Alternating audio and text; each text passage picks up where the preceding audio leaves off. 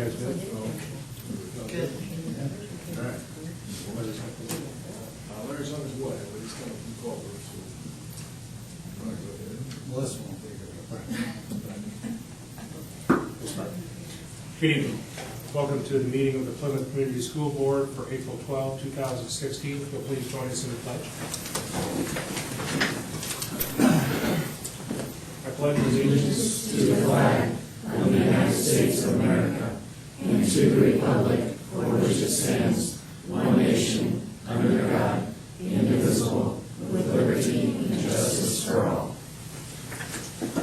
Thank you. Our first item is to set the agenda. Any additions or corrections? Hearing none, entertain a motion to accept the agenda. So moved. Second. A motion and second to accept the agenda. All in favor, please indicate by saying aye. Aye. Motion carries. Audience participation. Are there members of the audience that would like to welcome? Thank you for coming. Would like to address any agenda items this evening? We'll have another opportunity at the end if necessary.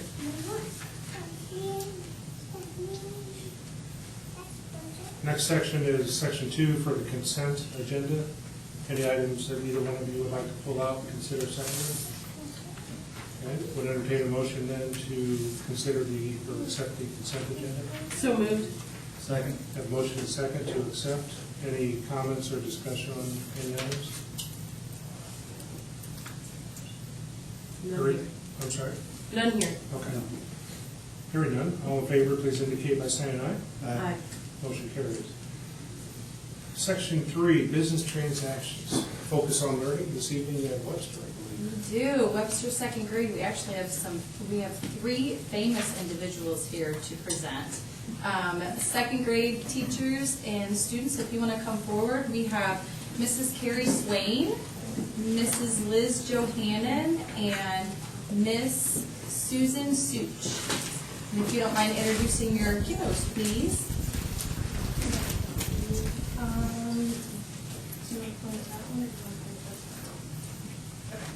Okay, so this is a research project that we did in second grade. It was from their reading books. They could kind of choose their levels, and they each got to pick a famous person. And Amelia Earhart, Mrs. Paige Houston, is going to start for us. Yep. Today I'm Amelia Earhart. You guys are going to be exploring my life. Big idea. How would the history of the world have been affected or changed if I had never lived? Hold on, sweetie. It's not yet. When I lived. I was born on July 24, 1897. I disappeared on July 2nd, 1937. I was declared dead on January 5th, 1939. Amelia Earhart.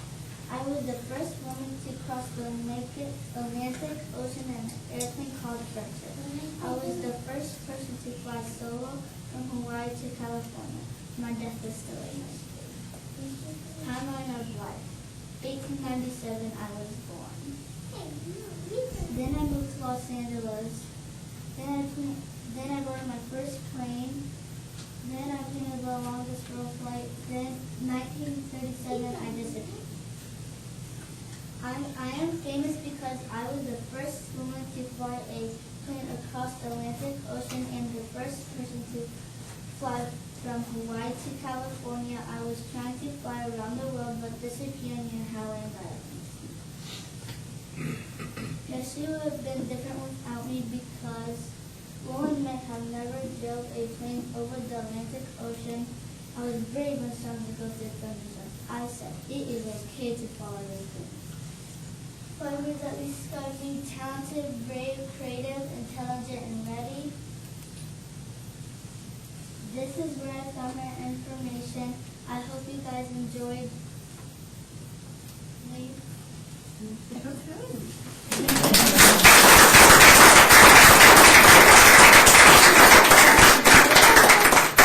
Okay, and that was her prop, and she made that presentation. Each one of the students made their presentation up there. This is Dolan Berkey-Bile, and he is Albert Einstein.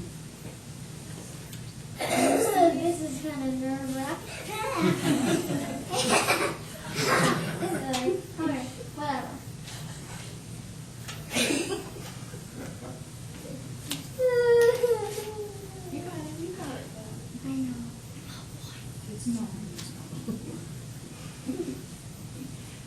Good evening, ladies and gentlemen. My name is Albert Einstein. If I had never lived, people would know why a compass always points north. I was born in Ulm, Germany in 1879 and died in Princeton, New Jersey in 1955. I died at the age of 76. I taught myself geometry in 1891. In 1905, I published 4 papers that would forever change the course of physics. And in 1922, I won the Nobel Peace Prize. I am famous because with the help of Satyendra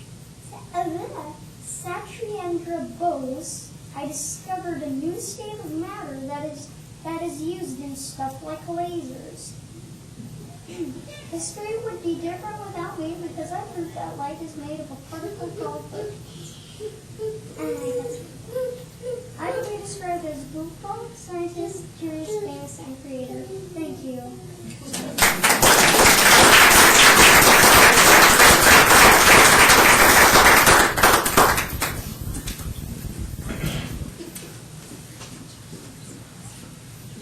And this is Pamela Bird. She's going to be presenting on Marie Curie. Hello, my name is Marie Curie. The big idea of my project is how would the world have been different if I had never lived. I was born November 7, 1867 in Poland. I died in 1944 when I was 66. I discovered radium. I was one of the first girls to attend college. I was a famous scientist.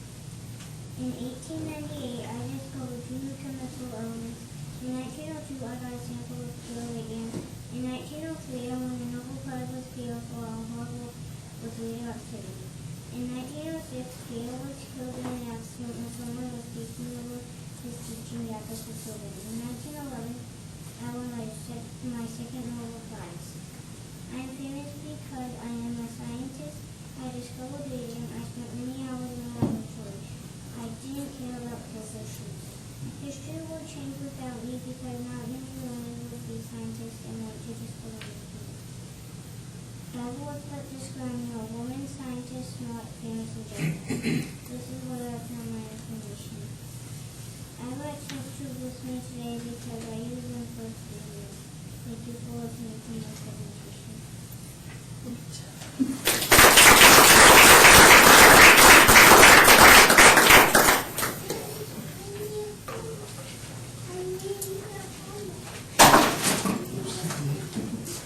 I hope that's not radio.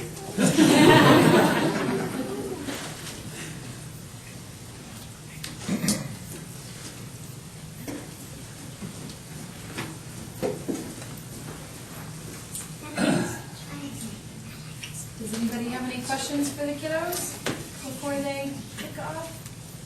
So what was your favorite part of doing this project?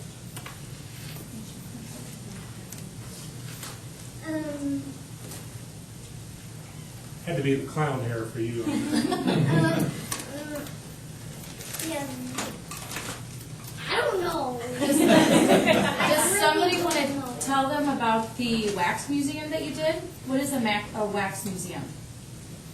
The wax museum is where your teacher has books and you can choose a person and you get to be them. People come up to you and you would give a presentation about your person. They would have to press a button on your hand, right, before you would start talking? Like your shirt or your hand or your computer or whatever. Another question? Did a good job. Very impressive. Yeah, very good.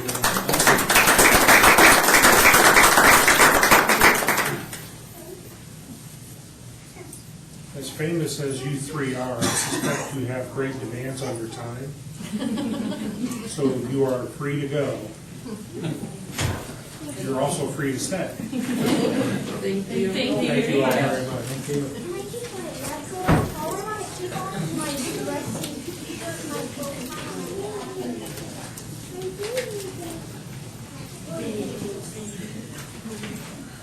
Larry, I'm sorry, you missed Einstein and Neil Air. I apologize for being late. Yep, no worries. So we're on 3.2, setting the school breakfast and lunch prices. And here to present that to you is Gloria Burnham. Welcome. That's a hard act to follow. Yes. That's impressive. Yes, I'm here about the meal price, and we don't know right now if we have to raise the price. I know you have an attachment that was given to you that I have to fill out to send to the state, and then that calculates it for the state and for me. So we have done that. The result was to raise the price 6 cents. As in the past, you know, we don't like to raise prices. So I've submitted an exemption, but have not heard back from that. They had told me 2 weeks, it's the 3rd week now, they still haven't heard. So last year we did get an exemption, so we didn't have to raise the price last year. So we're hoping for that again, but if we don't get that, and I did another calculation, putting in prices to see what we would have to do to get that price up as to how much we have to raise. And it came out to K through 6, we would have to raise 5 cents. So that would be $1.90 for students. 7th through 12th grades, we would have to raise 10 cents, and that would be $2.05. So right now, we're just kind of waiting to see what they have to say to us. So that's all I have to present tonight. And with the exemption, I mean, I don't profess to know how they make their calculations, but we would use cash balance? Or is, I mean, I'm assuming they do that based on what they feel we need to meet the expenses, but Yes. that may be oversimplified. Right now, for a free student, we are paid $3.07. So we have to make the $2.78 difference there from what we charge. Okay. And so that's how they come up with that I got you. calculation. And we don't control, but when do you expect to hear back on that? Yeah, like I said, we're in the 3rd week now, so I'm not sure how long it's gonna take them to get back to us. So if we don't get one, do we have to come back and approve it later, or is this? So we could approve it now. We could approve it now with the stipulation that if she gets the waiver, then we would not increase the price. Okay. I would so move. Second. Okay. Everybody understands the motion, then approving the change unless we get the waiver. Correct. Any other questions? Just let us know. Thank you. All, we need to vote. All in favor of the motion, please indicate by saying aye. Aye. Thank you very much. Thanks, Lori. But I think you're right there with Einstein, so don't go away. All right, 3.3, ACT, SAT report. Yes, we have Mr. Condon and Mr. Fishback that will be presenting their SAT and ACT data. Thank you. Good evening.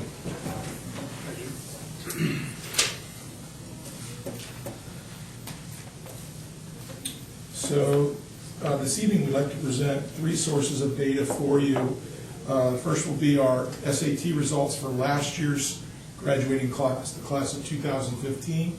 And when we do that, we'll present data comparing the 2015 seniors versus the 2014 seniors.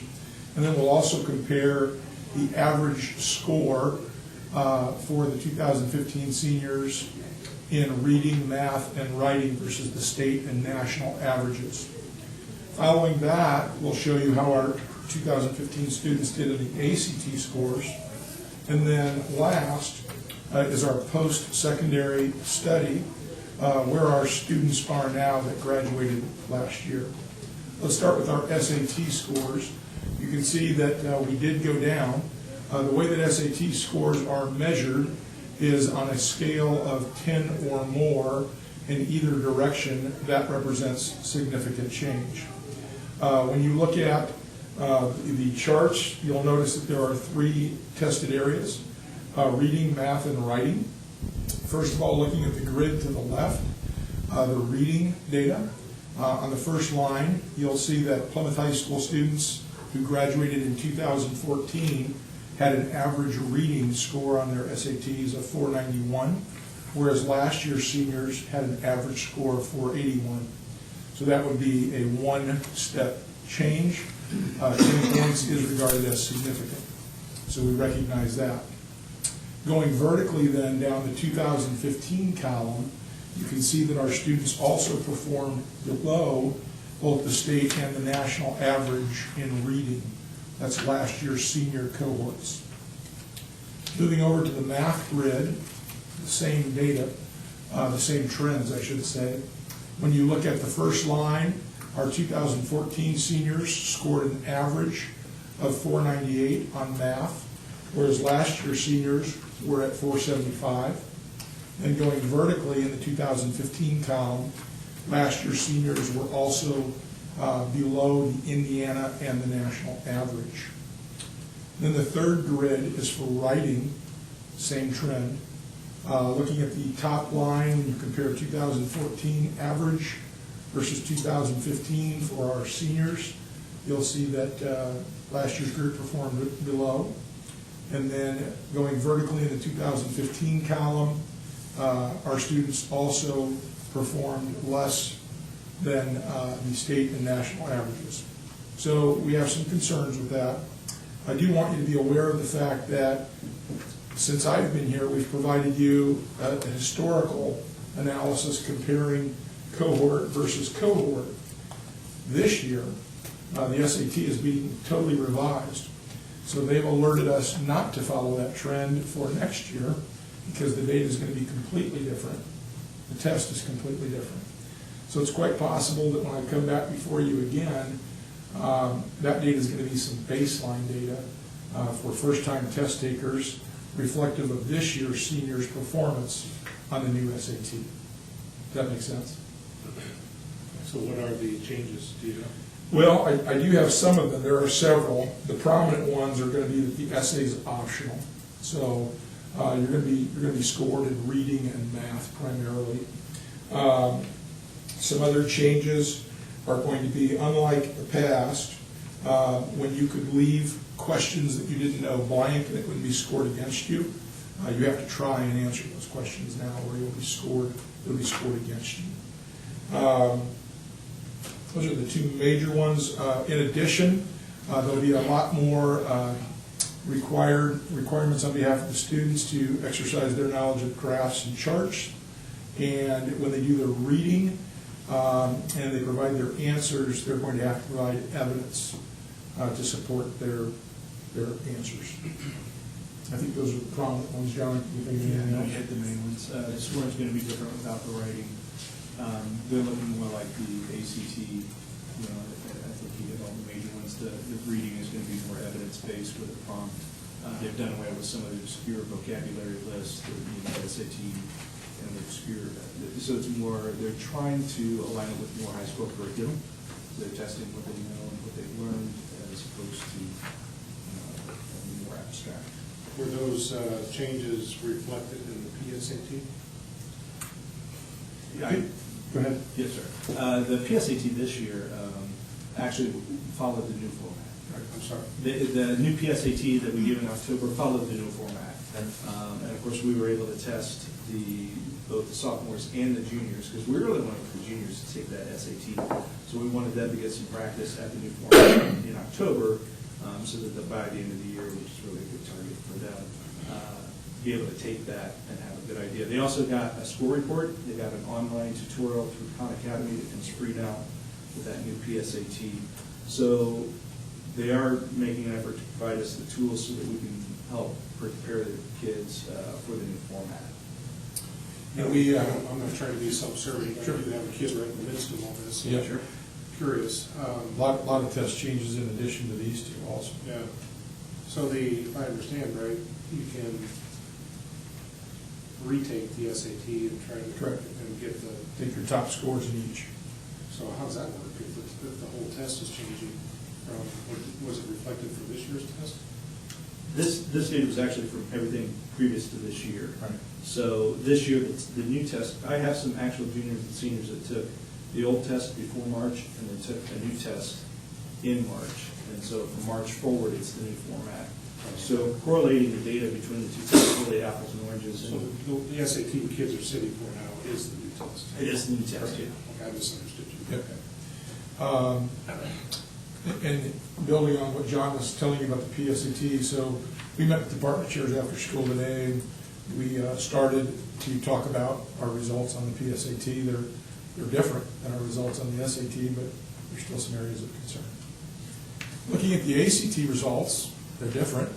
Same group of kids pretty much, but instead of our students performing significantly less than their previous cohort or in comparison to state or national averages, they were pretty much even across the board. With ACT results, significant change is measured by 2 or more points in either direction.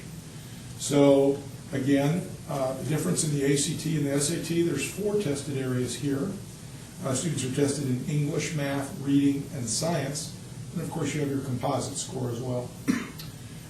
Looking in the first set of data for English, which looks like a teal or a green, you can see there's 3 columns: PHS, state, and national, nation.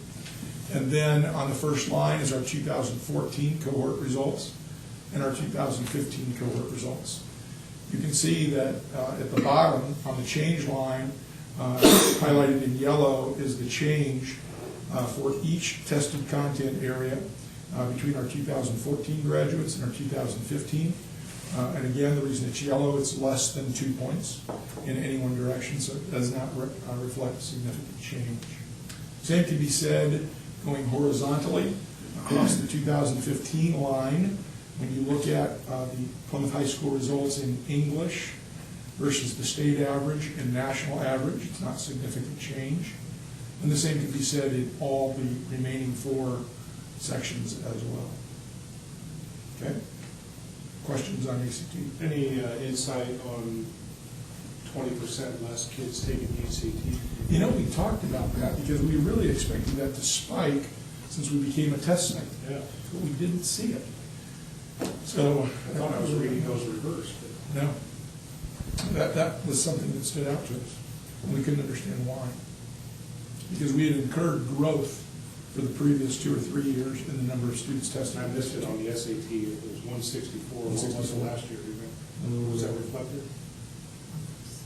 I don't think so. I don't think Oh, it was 157. Huh. And I don't remember the exact size of the 2 cohorts. Right.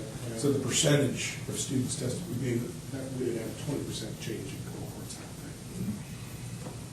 Jim, do you continue to encourage and allow any student to take the test? Absolutely. Absolutely. Because that, to me, the fallacy of comparing apples to apples doesn't happen. Because some schools only allow the top 25, 30% to take that test. And needless to say, their scores will be higher. So, We encourage every student who has aspirations of possibly going on to post-secondary education to take the test as many times as possible. Do you keep statistics on the kids that are taking the tests at WSOI as opposed to those that are not in WSOI? Not that I'm aware of. Okay. We take it as a school watch. We could break it down, but we haven't done that. Just curious. I understand what you're saying, Larry, but that doesn't address our own no, schools. no. But I'm glad that we still continue to encourage and allow anyone to take it. That's important, I think. If you don't have any further questions about the 2 tests, I'm going to turn it over to John, and he's going to walk you through our post-secondary where are they now data. This is for last year's seniors.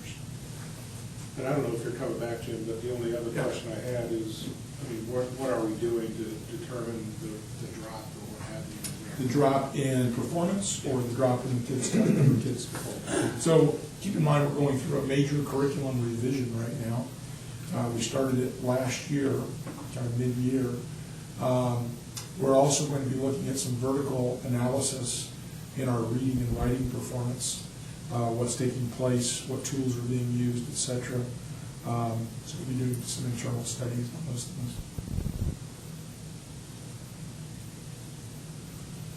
Okay? All right.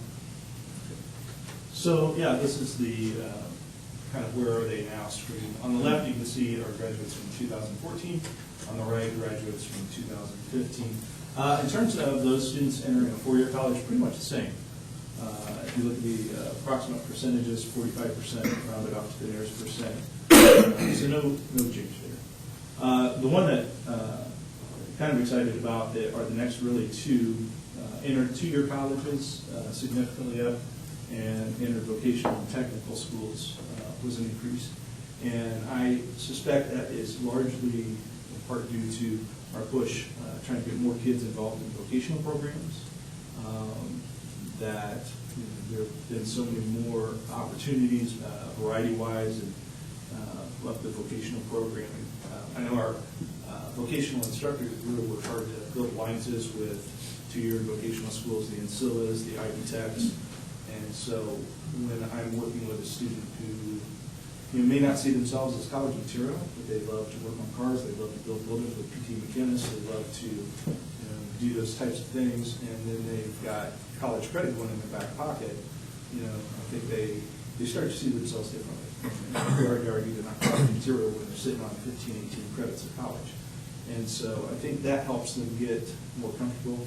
I think building the relationships with the Ivy Techs and the Ancillas has helped with that, so I'm hoping that continues to grow. In terms of military, pretty much the same. Not pursuing higher education, it's green. It's actually lower. If you look, there's a decrease in those. And again, I think, like I said, I'm not calling the vocational programs too much, but I think we're reaching a segment of the population maybe we haven't as well in the past. And so fewer students are leaving with just high school diploma. More students are going on and getting some additional training. Certificates of completion, pretty much the same. In terms of diplomas, academic honors, pretty much the same.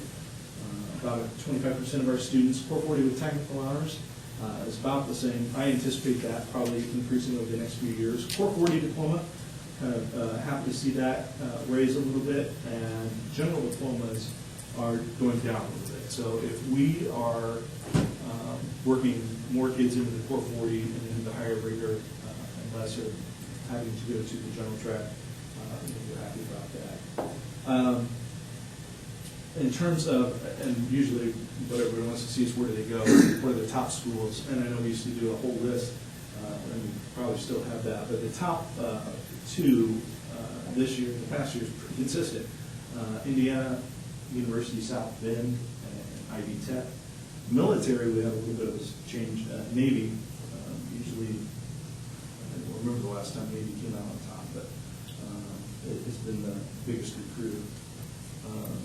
And again, I think a lot of that, staying local with rising cost of college and whatnot, I think kids and families are considering that as a good option. I know Ivy Tech's doing some pretty neat things. They're no longer just a technical school. They've got a program where you can go 1 year all the way both summers and get an associate's degree and jump in and complete a 4-year degree at Ball State and IU or Purdue in 3 years, which of course brings a lot of good parents. So that last source of data where our kids are going, their top choices, that's now a 2-year trend. My first 7 years at Plymouth, we were seeing our kids going to IU, Purdue, Ball State, the bigger schools, the 4-year schools. And we think that our local work with our local community college, Ivy Tech, as well as our partnerships with IUSP, has had a significant impact on our students' choices, saving them a lot of money. And our students are really taking advantage of our dual credit program.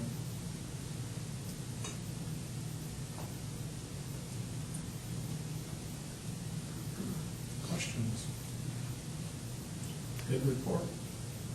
Appreciate it. Thank you. Thank you. It's really interesting. I like the where are they now? Oh, It's yeah. like, yeah, it's nice to see. It's kind of fun chasing down some of the kids, and they all have friends or families still in the community. Right. Right. So like that. Thanks. Thanks. Thank you. We'll move on to 3.4, Riverside and Lincoln ISTEP. Mrs. Hershey and Mr. Galt will present their 14-15 ISTEP data. I'm here to present the spring of 2015 ISTEP scores. Last month, you heard kind of the theme of new college and career academic standards, as well as a new assessment to go along with, to assess those standards. So although it's, as a principal looking at our data, it's changed, it's really hard to compare because it is not comparing apples to oranges, apples to apples. So the first slide here, this indicates both grade levels, both 5th and 6th grade, and it's broken down by ELA, math, and then students who pass both ELA and math. So I am pleased to say that in all of those areas that we were above the state average. It's significantly lower than what we are accustomed to, but again, it is above the state average. Todd, did you have a question? Nope. Okay. I want you to note the 59.3%, and that's for, again, all students in Riverside who pass both subject areas. And I want to do a little comparison at the end of this, okay? The next slide is 5th grade only, and again, it indicates the ELA at 73% compared to the state 65.2%, math at 72.1% compared to the 68.4% with the state, and again, 5th grade students who pass both, we were at 62.5% compared to 56.1%. And I think Jim just mentioned this, we look at 3% as a significant gain or loss. So again, in all three areas, we were above the state average. Any questions there? Okay, as we look at grade 6, traditionally, and we're looking at that, we're a little bit lower in 6th grade than we are in 5th grade, but ELA, math, and again, students who pass both ELA and math, again, I'm pleased to say that we were above the state average in all three of those. Then this slide is where I wanted to, this is looking at both grade levels, and it's already disaggregated. So we look at some subgroups, our special education, English language learners, and free and reduced population. And remember, in that first slide, we talked about both grade levels of being at 59.3%. So we look at, are we closing the achievement gap? And in our English language learners, we're at 51.9%, free and reduced, 51.4%, and again, both grade levels were at 59 points. So we're closing that gap. An area that we really want to focus on is our special ed population. Although it's above the state average, it's significantly lower than what our other subgroups are. I do want to point out, I don't think that was really mentioned last month, is that in the spring of 2015, before that, we used to have 3 different levels of testing for special ed students. We had the I-STAR, which was testing our low-functioning students. We had I-MAST, which was a modified I-STEP, and then we had I-STEP. Starting last spring, I-MAST went away. So the majority of our kids do take I-STEP, even though they may be reading at a lower grade level. For example, of our 535 students at Riverside, currently, we have every student taking I-STEP except for one student. So that 17.6% in the past would have been, the state average was 41.9% a year ago. If that gives you kind of a comparison. In the 21% which we got last year, The year before, we were at 46.2%. So, you know, that's an area we want to work on. Any questions there? Why was it taken away? I don't understand. The state took it away. He wants, yeah, that's, you know, back, No Child Left Behind, by 2014, 100% was supposed to, was it 90%? Was supposed to be passing. And we're still working on that. So some next steps that we're looking at, and we are very much appreciative of our central office administration. At Riverside, we have a significant population that is in interventions, reading interventions, and we were able to add an additional Title I staff member, and we also added another special education teacher for this year. So we are feeling very confident with our intervention system and the multiple levels that we are able to service students. We've added Think Through Math. Normally, in the past, math was our strength. Last year, our language arts was our strength. We've been working on the adoption of the new math textbook. We want to refine, with the resources of our math book, there's some intervention pieces that we want to refine. We have a block of time for each team that they have a math intense time. We want to revise that math intense time to kind of mirror our reading interventions. Several years ago at Riverside, we implemented Achieve 3000, which is a reading program that students they read articles, and it's nonfiction text, which is what the test has, and there's some reading and writing components to those, so we very much value that program. We've done a lot with professional development for our teachers in the area of content and language development strategies. Kind of adopted a SIOP model that really addresses our English learners. That's the intent, but in reality, it addresses all students. We've added some after-school study programs, and we've also added robotics, Project Lead the Way, and next year we're going to be adding Club Invention, which is really an area that to target our high ability students.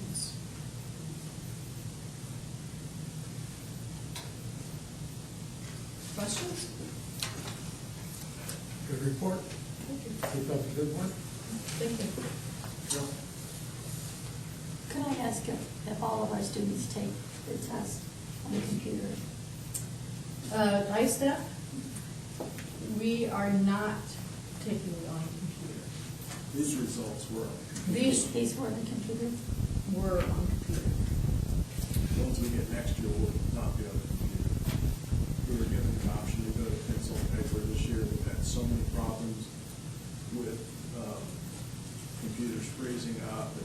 Well, it's not our computers, it's not our hardware. It's just too many people across the state online, so we went to pencil and paper testing this year. Which has created, in the past, it's created a pretty high anxiety test environment. You know, students are freezing, for teachers and students, so, but, yeah,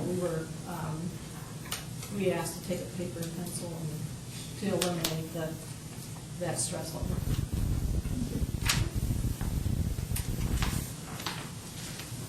Hello, I'm here to present Lincoln Junior High's data, ISTEP data from the spring 2015 ISTEP test.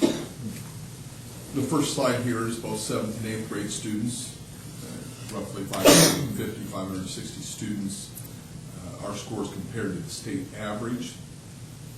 English language arts, we were a point or so below at 63.1. In math, we were significantly below the state average. And then those that are passing both English and language arts, we were also significantly below the state average.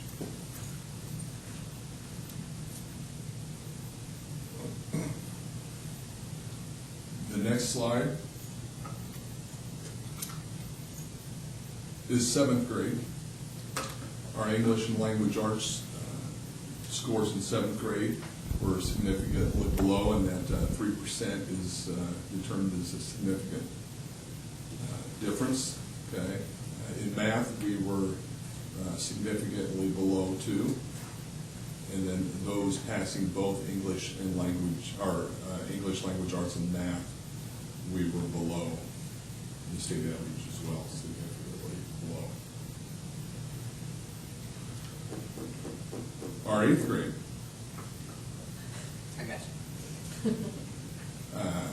you. In English language arts, we were above the state average. And then in math, we were below, significantly below the state average in math. And then those passing both English and math were also significantly below.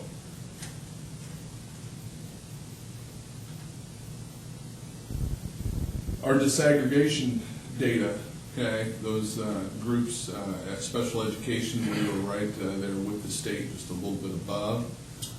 Our English language learners, you can see that we are significantly below the state average in our English language learners in the state average. And then with our free and reduced lunch population, and these are the amount of those students who are passing both the language arts and the math part of the test.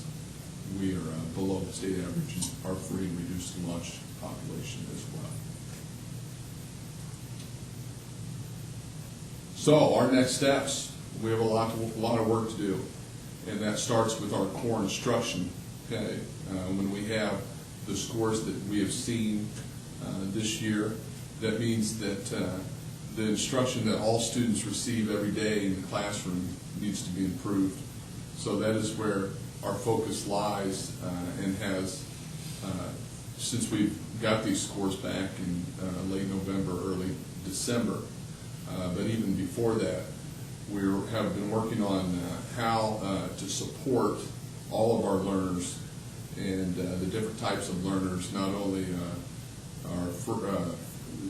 we got a high percentage of free and reduced lunch students, but also our English language learners and our special education population, but trying to meet the needs of those students much better than we have been. We get better specifically rather than generally, and I think that that is something that we've really tried to focus in on, is the specific weaknesses of students, okay, as opposed to maybe a one-size-fits-all strategy. Some of the other things, Smekins Literacy Retreat, that is something that 8 of my staff members are heading to this summer, okay, that is going to help them build their capacity to teach literacy across the content areas.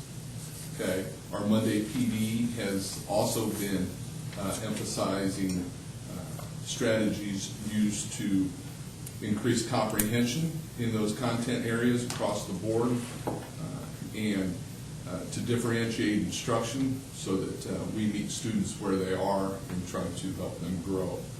Learning coaches, this is that is something that we have a language arts coach this year in our building, Shelley Record, for the first time, and she has been of immense help, a lot of help to our language arts teachers in working with them, modeling lessons, having conversations with them around what she is observing in the classroom. She's a pretty experienced and successful teacher herself, so that has been a lot of help. And then Tara Sharp is our math coach, and she has worked with our new mathematical process standards, which are new to this test. We don't get data on which process standards we scored low in. They are, although the way kids are tested in math has changed, and our math scores, like Jenny had said, had always been higher at Lincoln, and this year they dropped immensely. My teachers, I think, are pretty good at teaching procedural math, and have been for years. First of all, I got 2 new math teachers that are in their second year. They were first year this test data. But they're not as good as teaching the conceptual understanding of math and the application of those new standards in math. And that's what Tara Sharp has been working with them on through modeling lessons in the classroom and trying to get kids to do the math as opposed to maybe the sit and get, or and trying to develop that application part of it. You know, a lot of it is that kids can do the math when we're sitting there helping them, but can they do it independently? Those higher level math standards on their own when there's not help right next to them. So that's what we were building and really working on in math. And then next year we will be adding more math, or more time to our classes. We will go from 45-minute class periods to 1-hour class periods. I think it takes more time to teach those new math standards, but it'll create more time for our struggling students. And then kind of the first bullet, which I believe is the way that we get better, is structured collaboration time, where teachers are looking at their learning data, student learning data, and they're having conversations about what has worked and what has not worked, and what our next steps are when what we're doing is not working. So we are working to structure that collaboration time more. Response to intervention, that is essentially a response to our instruction. When our instruction doesn't work, okay, we need to do a better job of identifying who it's not working with, and then providing the instruction, pulling a small group of those students apart and reteaching. Obviously, if we've got a large number of students that are struggling, that is difficult in a classroom of 25, 28 students, okay, to meet the different needs of all those. So our core instruction's got to be better. Then create specific interventions to target deficiencies. And what I mean by this is, you know, we had used language arts lab and math lab, and if you didn't pass or you weren't doing well on acuity, that was telling us that you maybe were predicted not to pass or so forth, we would put you in a language arts lab and we would reteach the material. However, in that lab there might be 12 kids. One of them might not be good at adding and subtracting fractions. 3 others might not be good at some other skill, and another 3 on another skill. So we got to be more targeted to what those kids need instead of a one-size-fits-all model. And that's a change for us. And then monitor those interventions. Are they working or are they not working? And then make those adjustments along the way. So there's a lot of work to be done at Lakeland Junior High. Questions? Rito, over spring break, did you have time provided for kids to come in and get some extra help? We did. We recommended about 40 kids per intercession. We called each of those kids numerous times. We had about 20 that committed, okay, to coming. And our attendance was better than it was the first one. And they provided, in language arts, we had about 10 students, and then in math, we had about 10 students as well. So there was, but not enough. I mean, we could have a lot more, but it's really based on, you know, teachers. We haven't had enough, really, teachers to offer it to a ton of kids, or to more kids.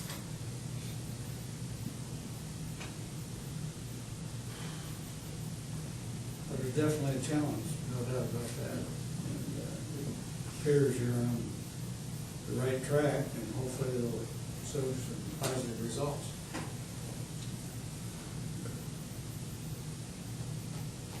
You know, I'm confident that as we learn those standards, and we learn together as teachers and leaders that my teachers in our school rise to the challenge, okay, of increasing those scores.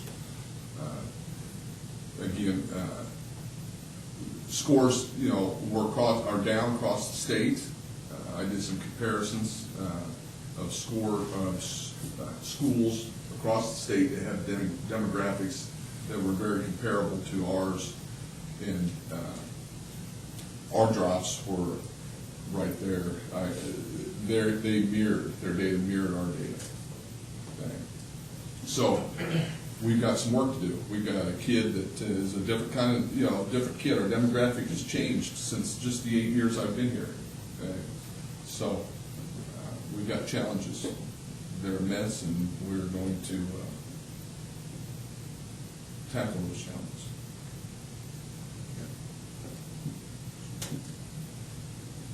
Any other questions for me?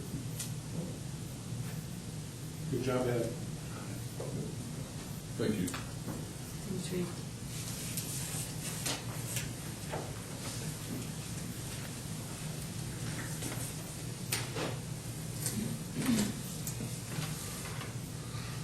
Okay, 3.5, textbook math adoption.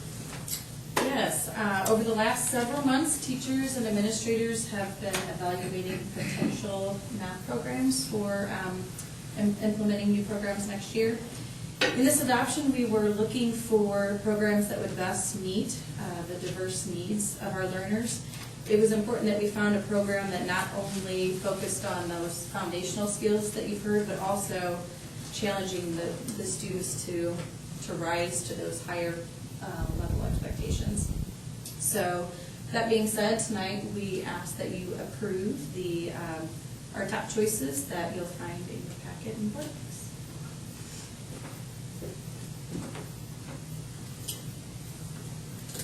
You've heard the recommendation. Is there a motion? So moved. Second. Questions?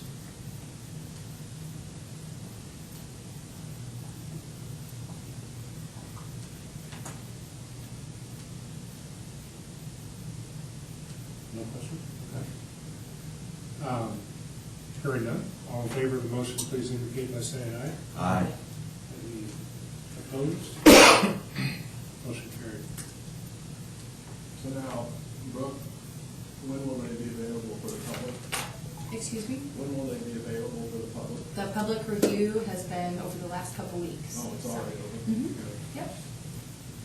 I was hoping that happened before we approved them. Yep. You're right. Yeah. Is that during break? Huh? Is that during break? No, it was before break. Okay, very good.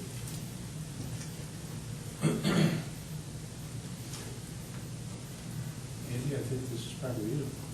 Next one, that's me, yes. This is the first reading of some new policies. These are really related to State Board of Accounts and expectations and some recommendations from Neola pertaining to conflict of interest adjustments, internal control standards, and materiality thresholds as well. So it's first reading. I'm happy to answer any questions you may have now or as we go through the next one. I haven't had a chance to get through them all, but if there's any questions, try to not surprise Andy at our next meeting. If you have questions, either through me or directly, let's get them out there before the meeting. But kind of action item this evening, right? Correct. Okay. Thank you. 3.7, consider amended contract and addendum with public department. Yeah, I want to just give a little overview of 3.7 and 3.8, and then we'll deal with each one of them individually. Make sure you understand what it is that we're doing here. Happy to report that the park department opened bids for building new tennis courts and had very close to the amount of money that they needed to meet those bids.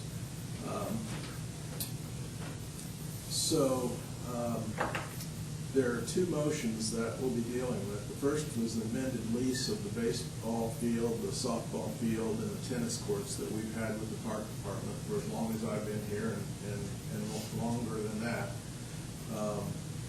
The reason it needs to be amended is because this is how we will do part of the financing with the new tennis courts. The second motion lays out the amount of money we are donating and the long-term leasing contract with the park, so collectively we will have enough money to build the new courts. So I tried to keep you up on this as we went through it. At first, we are giving the park a total of $500,000 for the tennis courts. $250,000 of it is an amount we promised about 3 years ago when they first came to us and said they would like to build new courts. At that time, they were talking about the courts running about $1 million, so that was about a fourth of the amount. The quality of the courts, the amount of courts, that's all gone up. Labor has gone up. Basically, all the materials that are needed has all increased in this time that it took.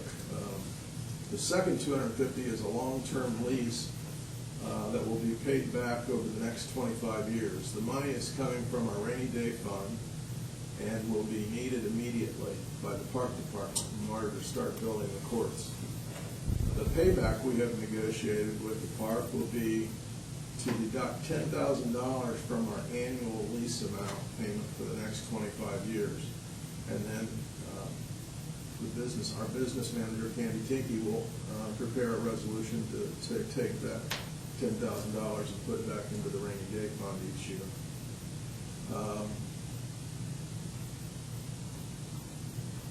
Several things happened out of this. Number one, we found a creative way to get the financing to be able to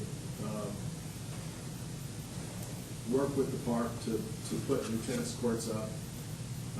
Secondly, we now have a contract with the park until 2040 to be able to use their baseball diamond, their softball diamond, and the tennis courts.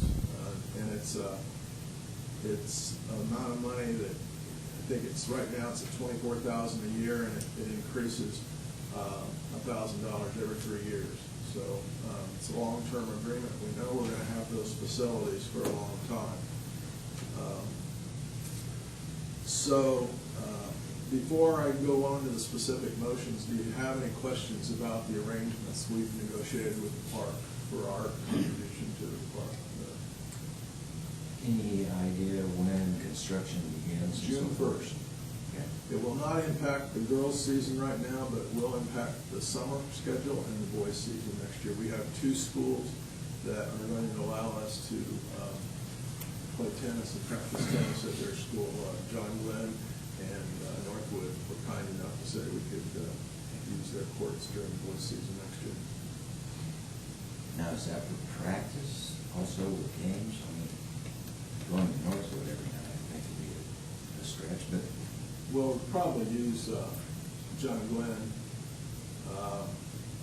as much as possible. There may be some days where John Glenn that doesn't work for us and then we go to. But I think in talking with Michael, he says this is just one of the things you have to give up in order to get new facilities. Any investigation as to use of CMAs? Yeah, and they just signed a deal with Ansel College for them to use their courts. So that was the one we were hoping that we would be able to get. It's close, and they've got a ton of courts. And I think they would have been happy to have us taken on Ansel's team. So in essence, our agreement will continue with our physical education classes and our varsity tennis teams and so forth. Yeah, All remains except the same. for the time that they're being built. Right. Projected completion is? Well, it's going to take up about half of the boys' season. Okay. And that all depends, as you know. Last year, if we had another rainy summer like we had this year, it could go longer. But the long-term forecast is not looking like we're going to have all that rain, so we'll keep our fingers crossed. And this is completed on the same site that? Well, it's completed on the same site, Okay. and they went through and got it taken out of the floodplain, and then they're using a different kind of cement mix, which will hopefully keep things from cracking like the other courts did. It's supposed to keep it from doing that. Any other questions? So just to make sure I understand, so we're putting in an additional 500 now. Well, we're giving them 250 that we promised 3 years ago, and then Not additional, right, total, I should say. a total, and then another 250, so a total of 500. We've been holding that purchase order for 3 years. And then the additional will be back over 25 years. Through a reduced lease payment, it takes us down to 20, whatever you said, or is it a reduction? Well, so for instance, this year it's 24,000, so we'll pay them 14,000, and 10,000 of it will go into our rainy day fund to pay them. And I know when these were being discussed, I think I had a question of their comfort level with that.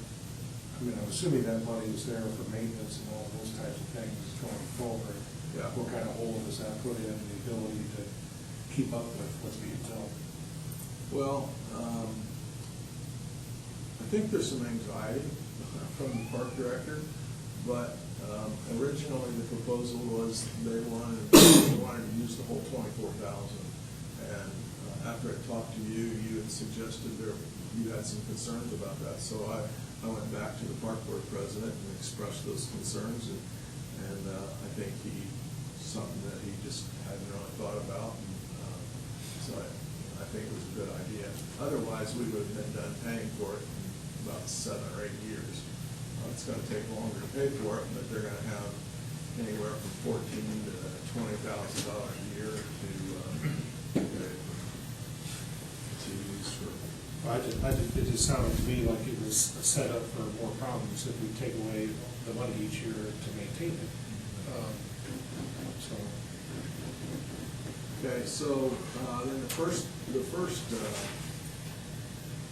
motion here is to consider the amended contract and addendum with the Plymouth Park Department. And that's, we had a contract, it ran out in, I think it's like 6 or 7 years. It's now been extended, and that contract spells out the money that will be going to the tennis courts and the money that will be going to the park department for maintenance. So I would ask you to approve 3.7. So moved. Second. A motion and second to approve the amended park agreement and addendum. Any further discussion or questions? I'm just glad to see it become a reality, and the sooner the better.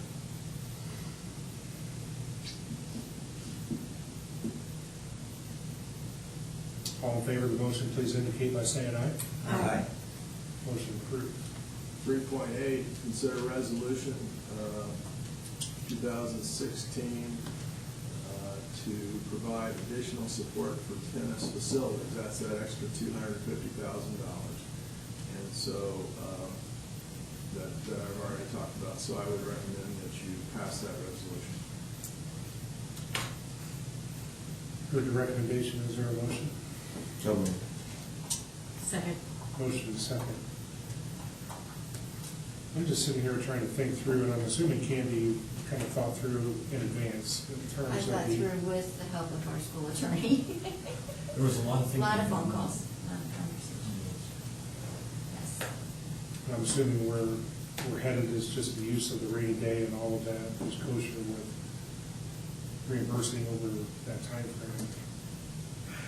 The reimbursement question was one of the issues we discussed. We originally talked about was including a resolution for the board to pay that back to the rainy day fund over that period of 25 years. Under state law, you can't make a commitment that goes beyond the current budget year. So what we've discussed and kind of arrived at is annually you'll have to reaffirm that commitment. You can certainly make that reimbursement every year. You just have to pass on the resolution every year. Yeah, I'm just sitting here, I don't think we can bind future boards, Exactly. 10 years from now, when it's a totally new board, new administration, they may decide that they don't need to keep putting that money in the rainy day fund. But technically, you could change that decision in the future anyhow, so. You're right, you cannot bind future boards, and we can't make a commitment to repay. Certainly, we're stating our intention, but that's, annually, we'll have to affirm that. Exactly. Annually, I'll come to you with a resolution. Any other questions? I've lost track. Did we have a motion in a second? Yeah. All in favor, please indicate by saying aye. Aye. Motion carried. I know it's been a long process. I'm too kind of excited to see it happen. Go by, there's a ton of kids and tennis balls everywhere out there, so. Looks like I was playing. 3.9, project update. This is the football and super project? Yes, well, the stadium project, because it's going to impact both track teams, the football team, and band. So the BZA approved our variance for a bleacher jersey during break, and which I think you've seen it, and it'll say "Welcome to the Rock Pile" on the back, and instead of looking at. I'm just curious, why is that a variance? Because that's considered a banner, and a banner can only be up for 60 days. And so we had to go and get it approved that it can be up. And they understood that we're doing it for aesthetics. Instead of looking at the infrastructure of the bleachers, that's the thing you see when you walk up. Now you're going to see a really nice covering with some local flavor on it. They are now working on the footers for the new restrooms, the entrance gate, the concession stand. They're putting in the pillars for the bleachers. Had a little trouble with those. The ground had so much rain in it that it wouldn't compact like it needed to do. So they had some discussions with some engineers, and they've got a solution to that. I think it's going to work fine. NIPSCO was in over break, and they took the electric lines and buried them. So we're not going to have the electric lines running across the back of the high school there anymore. There's still, those poles are still up, and there's an internet line on that, so we've got to get that buried, and we're working on that process now. And then those poles will come down. The rain and snowy weather over break slowed things down, but we're still not behind schedule. And we're also pretty much on budget. So we've run into a couple things like where the as-built drawings said where the water lines were, the water lines weren't there. So when we went to bore in for these electric lines, we hit the water lines twice. So now we have as-built drawings, and we know where the water lines are, but somebody 20 years from now wants to do something out there. But that's about where we are. We had a construction meeting this morning. We'll have another one next month, and like I said, things seem to be going very well. We just need to dry some. Good. Any questions? Okay, we'll move on then to superintendent remarks, section 4. 4.1, commitment to students. Just before spring vacation, the elementary schools hosted kindergarten roundup. They held one session during the day and another session in the evening. Approximately 200 parents came to the roundup. The number of attendees is up considerably from last year. We appreciate the administrators and the staff who made this evening a positive one for our future students. 4.2, caring. We'd like to recognize Teachers Credit Union for their donations, which are designated for rewarding our students with perfect attendance each month. High expectations. For the first time ever, the PHS Orchestra and Crimson Connection competed in the ISMA Jazz Contest over the weekend. All 3 departments earned the top rating and the Gold Award. Congratulations to the orchestra and the choir for their earning solid gold ratings on their first ever appearance in this event. That means that all 3 departments are still in the running for the state award and only have one more goal to achieve to receive the gold award at the contest in April. 4.4, teamwork. Our road products program traveled to Indianapolis and competed in the Indiana Bex Robotics State Tournament. Competition was especially tough this year.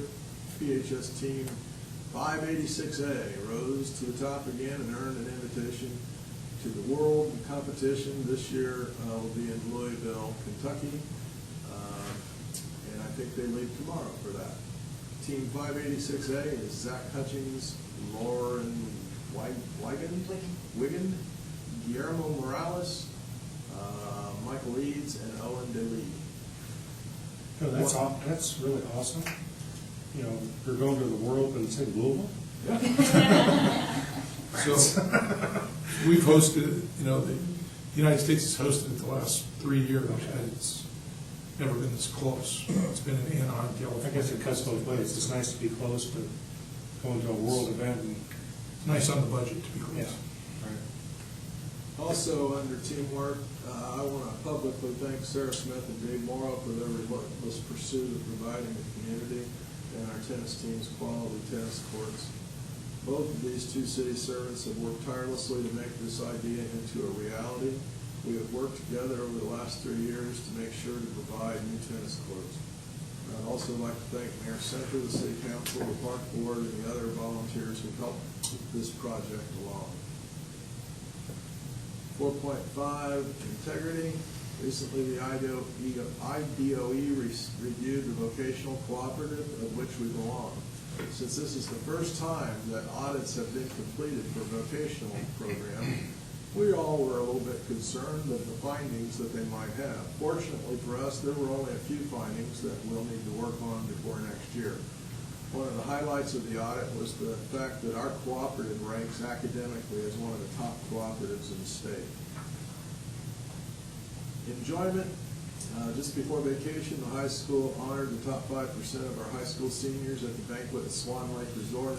Each student was honored with a beautiful academic letter and then gave a short speech on a teacher who they considered their most influential teacher. Each teacher that was there being recognized was given a very nice plaque.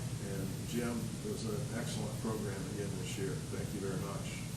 Next meeting, April 27th, the ISBA regional meeting at Christo's. That starts at 6 o'clock.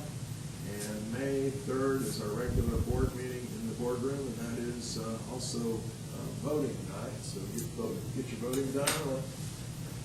Early and often, right? Yep, early and often. That's all I have. Any questions for Dan? Thank you. Other business, any comments or questions from the audience on agenda items?